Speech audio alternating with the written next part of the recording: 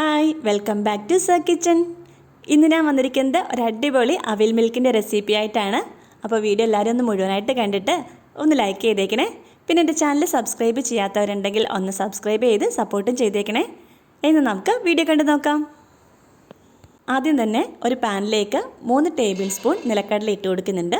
ഇതൊരു മീഡിയം ഫ്ലെയിമിൽ വെച്ച് കൊടുത്തിട്ട് ഇതൊന്ന് വറുത്തെടുക്കാം. ഇനിയിപ്പോൾ നിങ്ങളുടെ കയ്യിൽ വറുത്ത നിലക്കടല ഉണ്ടെങ്കിൽ പിന്നെ വറുക്കേണ്ട ആവശ്യമില്ല, അതെടുക്കാവുന്നതാണ്. ഇതായിട്ടുണ്ട്. ഇത് വേറൊരു പ്ലേറ്റിലേക്ക് മാറ്റി കൊടുക്കാം.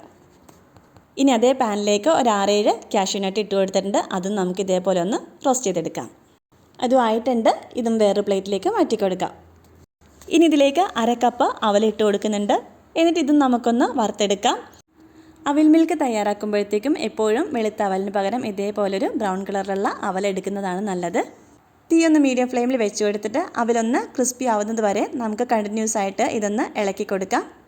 ഇപ്പോൾ അവൽ നല്ല ക്രിസ്പി ആയിട്ട് വന്നിട്ടുണ്ട്. നമുക്ക് സ്റ്റൗ ഓഫ് ചെയ്ത് കൊടുക്കാം. എന്നിട്ട് ഉടനെ തന്നെ ഇത് വേറൊരു പാത്രത്തിലേക്ക് മാറ്റി കൊടുക്കാം. ഇല്ലാന്നുണ്ടെങ്കിൽ ഈ പാത്രത്തിൽ തന്നെ വെച്ചുകൊണ്ടിരുന്നു കഴിഞ്ഞാൽ ചിലപ്പോൾ അവൽ കരിഞ്ഞു പോകാൻ ചാൻസ് ഉണ്ട്. അപ്പോൾ നമുക്കിത് വേറൊരു പാത്രത്തിലേക്ക് മാറ്റി കൊടുക്കാം. ഒരു ബൗളിൽ 4 പൂവമ്പഴം എടുത്തിട്ടുണ്ട്. ഇതേപോലെ ഒരു സ്പൂൺ കൊണ്ടിട്ടോ അല്ലെങ്കിൽ ഒരു ഫോർക്ക് കൊണ്ടിട്ടോ നമുക്കൊന്ന് ഉടച്ചെടുക്കാം. മിക്സിയുടെ ജാറിലിട്ടിട്ട് പേസ്റ്റ് പരുവത്തിലാക്കി എടുക്കേണ്ട കാര്യമൊന്നുമില്ല. ഇതേപോലെ ഒരു സ്പൂൺ കൊണ്ടിട്ട് നമുക്കൊന്ന് ഉടച്ചെടുത്താൽ മതിയാവും.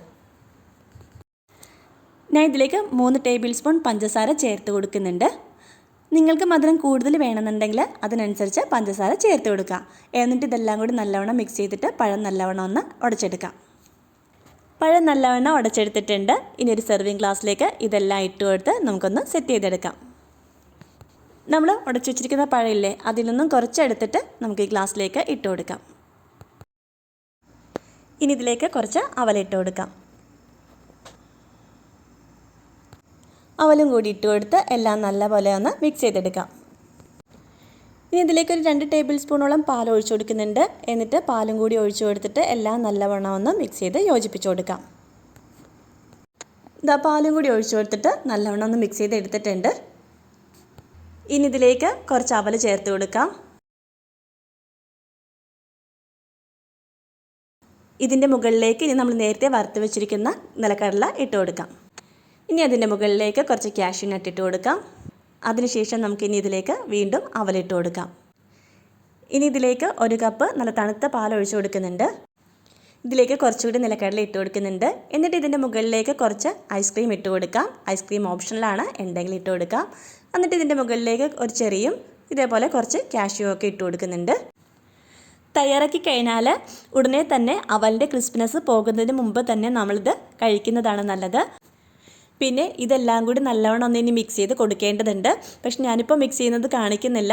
നിങ്ങൾ കഴിക്കുമ്പോഴത്തേക്കും എല്ലാം കൂടി നല്ലവണ്ണം ഒന്ന് മിക്സ് ചെയ്തിട്ട് കഴിക്കുക. വീഡിയോ ഇഷ്ടമായെന്ന് വിശ്വസിക്കുന്നു. അപ്പോൾ ഇനി അടുത്തൊരു വീഡിയോ ഇട്ട് വരാം. Till then bye.